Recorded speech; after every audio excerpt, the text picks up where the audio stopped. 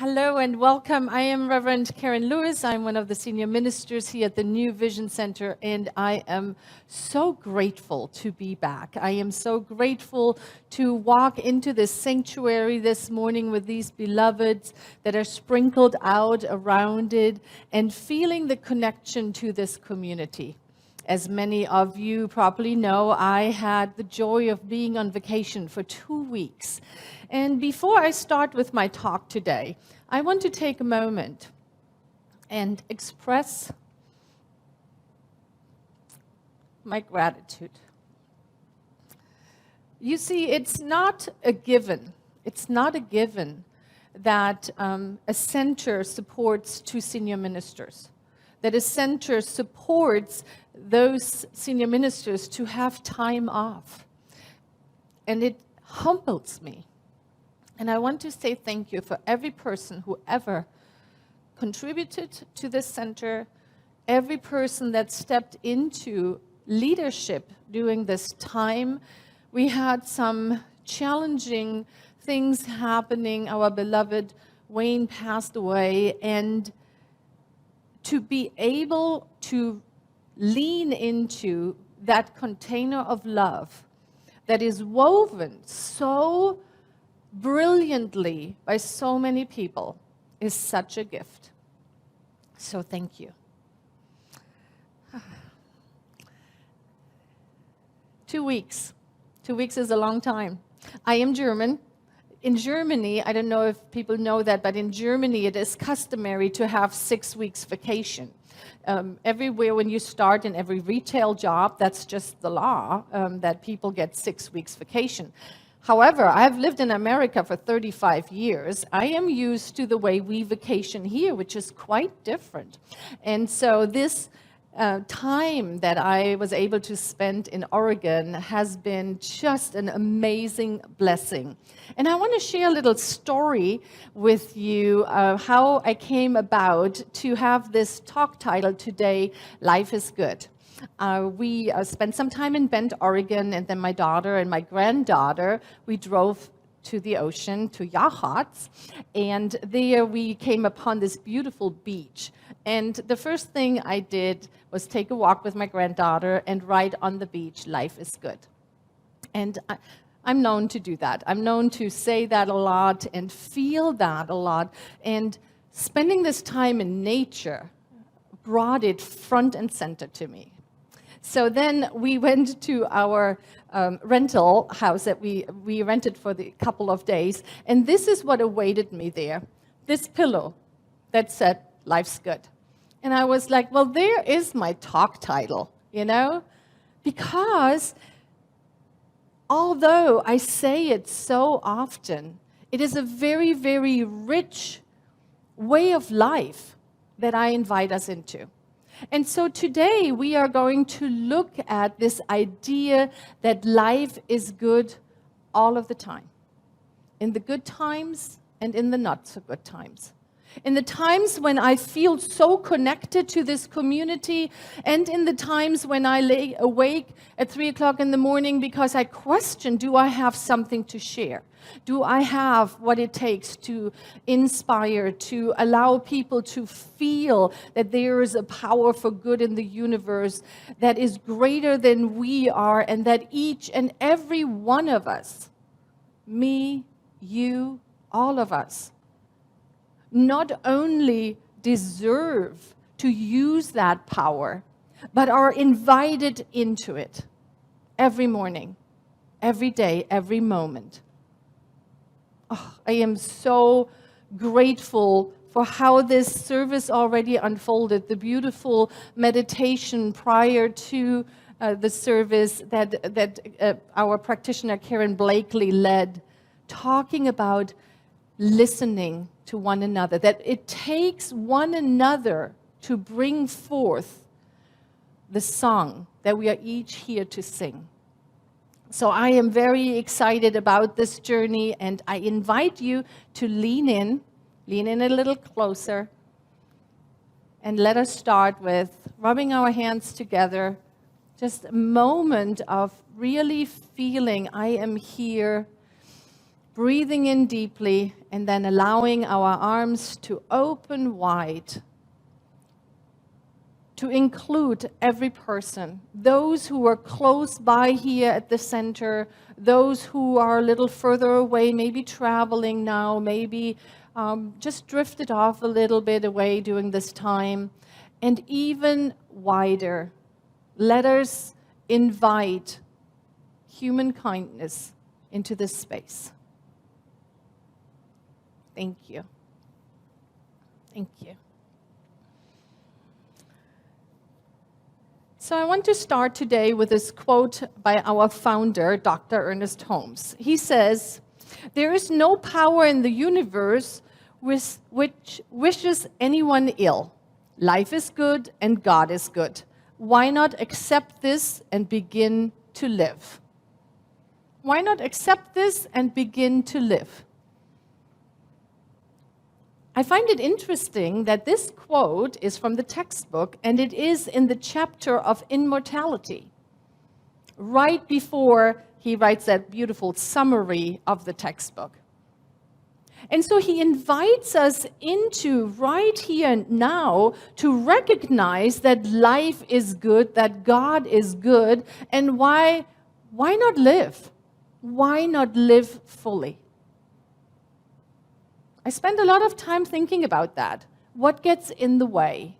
What gets in the way of us to really step into it?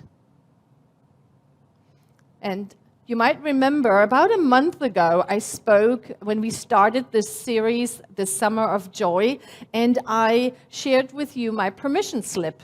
And I have pockets today, so I can have it in my pocket. This is my well-used, well-worn permission slip by now that is always with me. And it says, "I, Karen, give myself permission to fully enjoy my life while I care for my beloved community." And you might remember when we talked about these permission slips that I invited you to send me your permission slip, to share with us what is it that you give yourself permission to experience, to bring forth in your life, to focus on. For some of you, I received quite a few. Some were more about what needs to be laid down, and others were more about what is pulling me forward. And all of it always brings up for me this wonderful quality of acceptance. Acceptance of who I am. Accepting of who you are.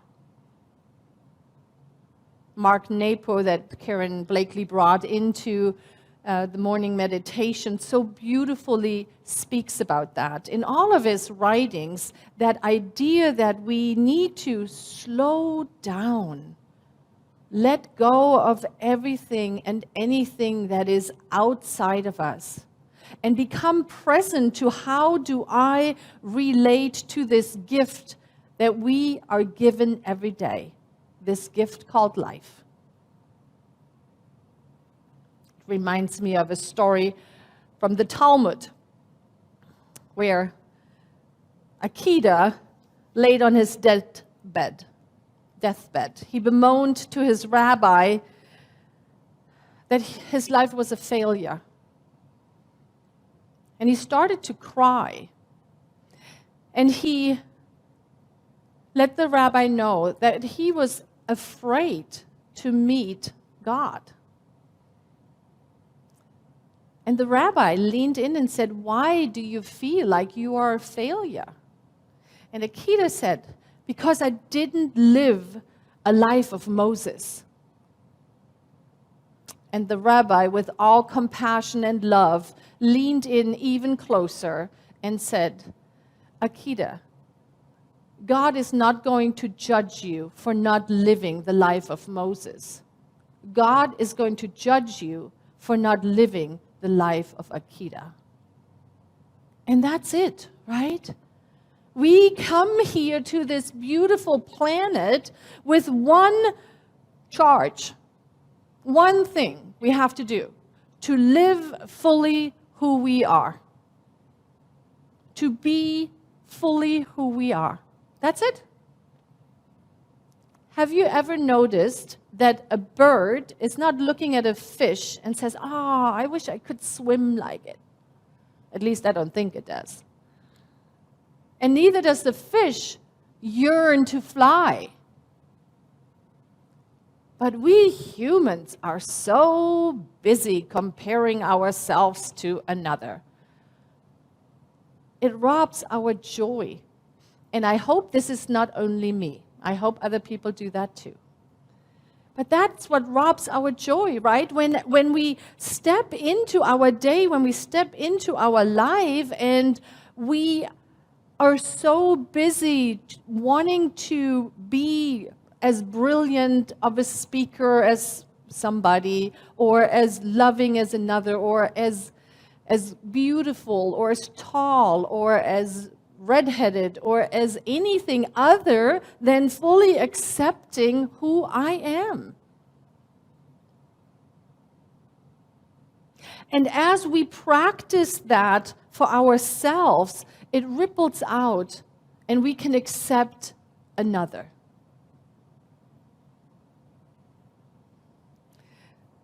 There was a medical doctor, Paul Tournier. He's a brilliant thinker and writer. He lived from 1898 up to 1980s, I think.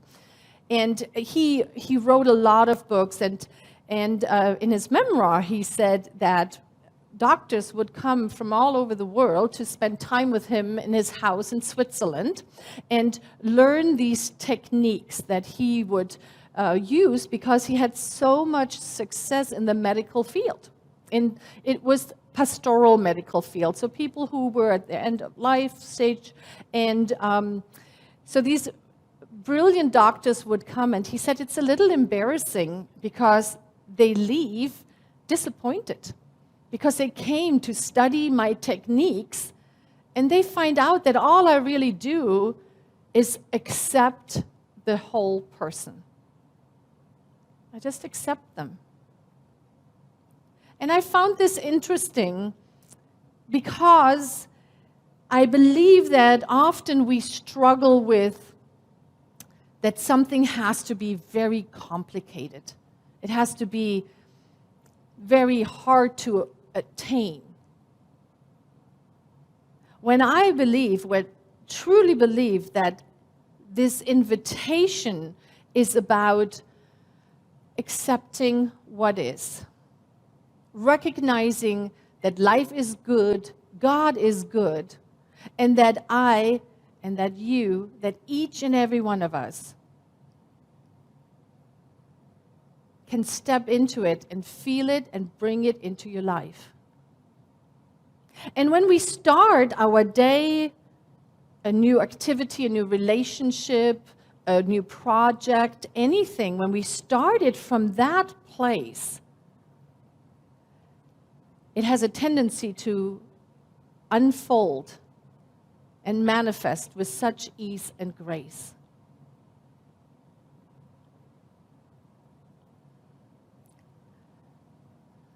One way of stepping into this and practicing relating to life this way is our wonderful 5-step spiritual mind treatment.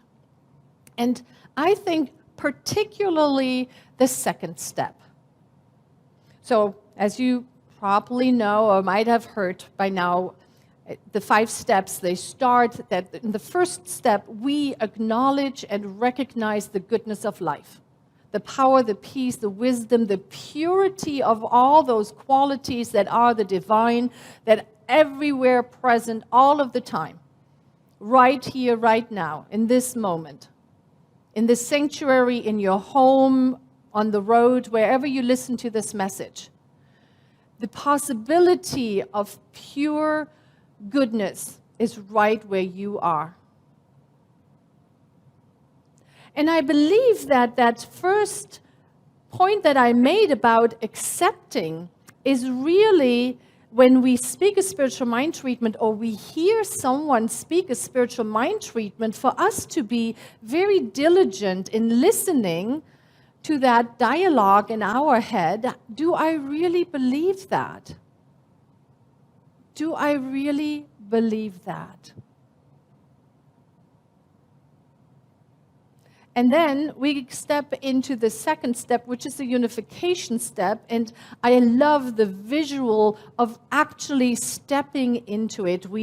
So if I go back a little, we create this realization of all the goodness, and then we step into it. And I like to take a pause at that time.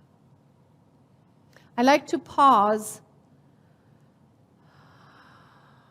and feel my own readiness to proclaim that I am of it, that I am one with it. And before we go through the next 3 steps of our treatment, I would love for all of us to do a little process. And we're here together. There's no place else we need to be right now.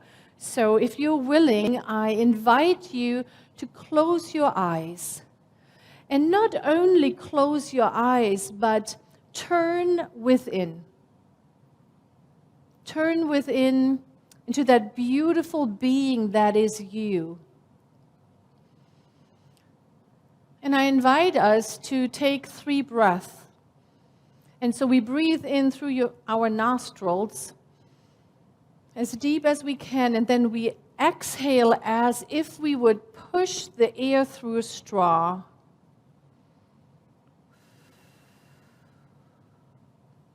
Let's do it again.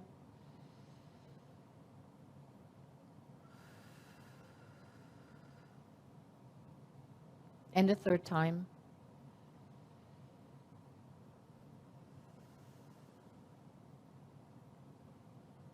And now I notice for myself that stillness that is within.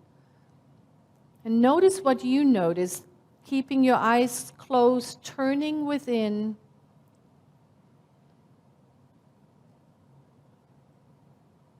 Really listening to my voice, to what is so for you.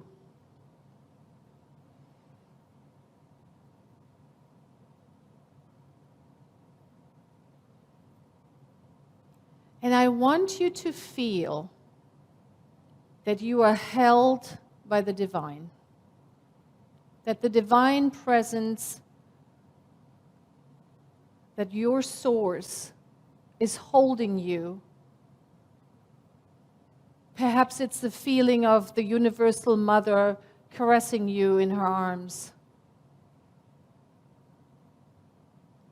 Perhaps it is the container of love that is so clearly established in your life.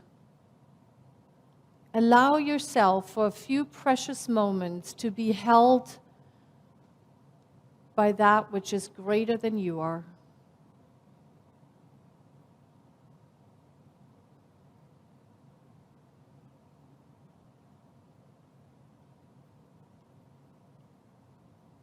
And while you're being held, allow these words to fall deep into the center of your being. You are whole, you are perfect, you matter, you are loved.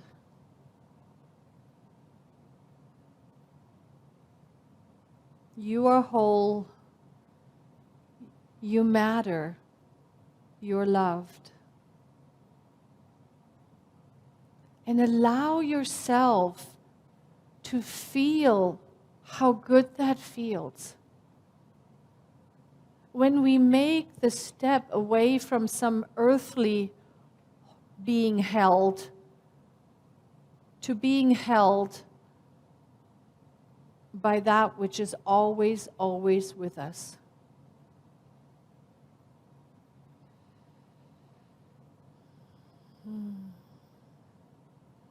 So let's take another full breath. Allow your eyes gently to open. Come back to to this talk, come back into your life, look around at the beloveds that are with you, the place that you are in, and bring that feeling with you.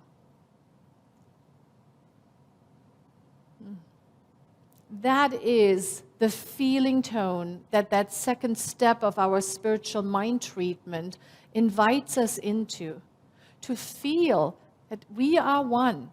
Our founder, Dr. Ernest Holmes, so beautifully says that we each are part of the whole, and it is blessing us to the degree that we become aware of it.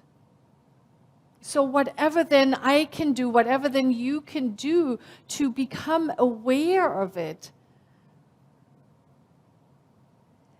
it blesses not only our lives, but the life of those around us, and it heals the world. It heals the world. After that, we step into our third step, which is the realization. And it's always interesting to talk to people how their realization steps over the years of practicing the spiritual mind treatment or being in this teaching has changed. For many, it used to be praying for a parking lot, the beloved, purse that is bigger than the purse I have right now, or whatever it was. And then as we mature spiritually, we become aware that those things, they just happen easily and effortlessly when we are in alignment with the good that is everywhere present anyway.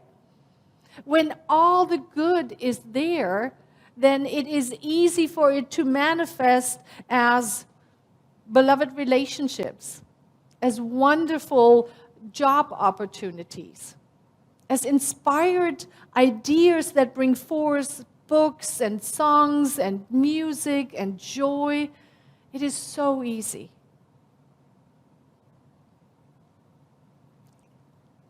And when we are so filled up that our eyes well up with love of the realization that all is well, that God is good, that life is good, there's no other thing but to be grateful, to be so grateful.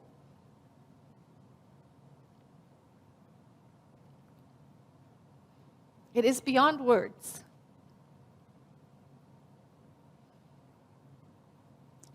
And then, when we expressed our gratitude, then it is time to let it go, to let it be.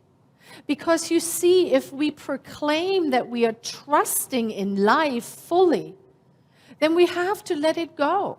We have to let it go of our small mind and place it into the infinite mind, into the law that always says yes. That shows how deep our trust is. I think we have a couple more quotes that I would like to share. This one from Dr. Ernest Holmes. Learn to trust the divine presence as you trust the simple fact that you are living.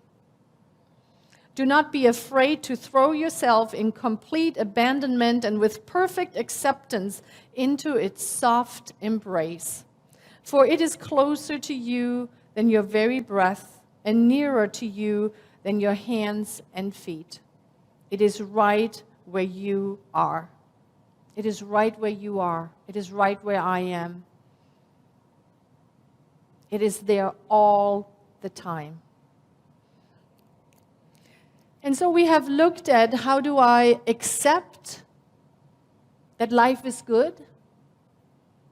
How do I claim it for myself? And then what's really left to do is to live it out. To live it out loud, to bring it into manifestation, however that looks for you. Oh, I want to say all those pictures you saw today, I took them in Oregon, and they make my heart sing. I did get a little tendinitis from holding my phone so much, but I love those pictures. And so that is my way of living this realization out loud. I am committed to every day remind myself and those around me that life is good. Life is good.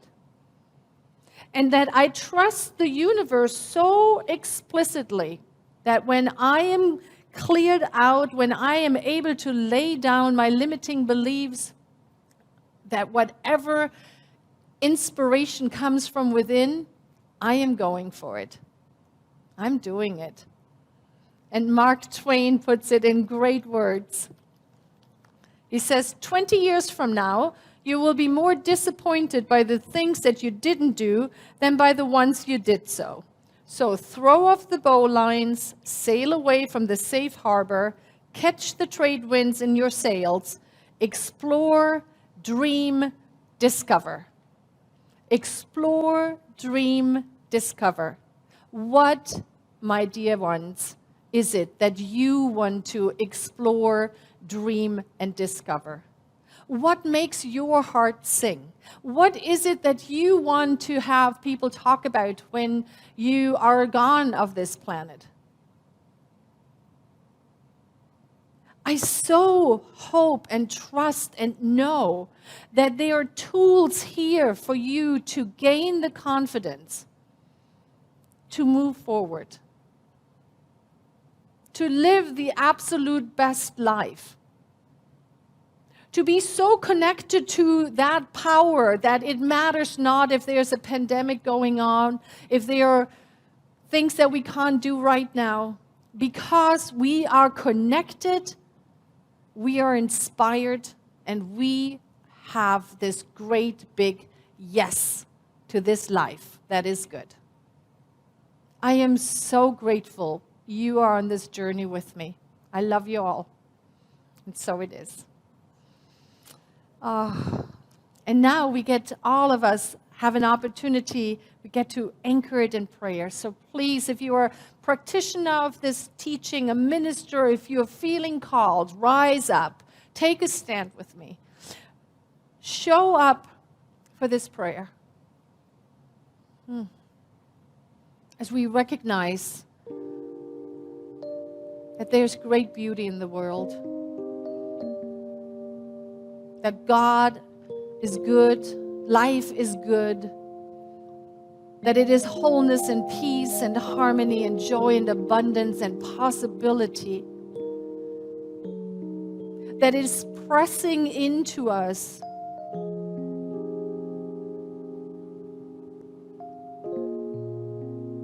As we take a moment and recognizing that good, we feel our readiness to step into it, to say, yes, yes, I am that love, that peace, that harmony. I am joy.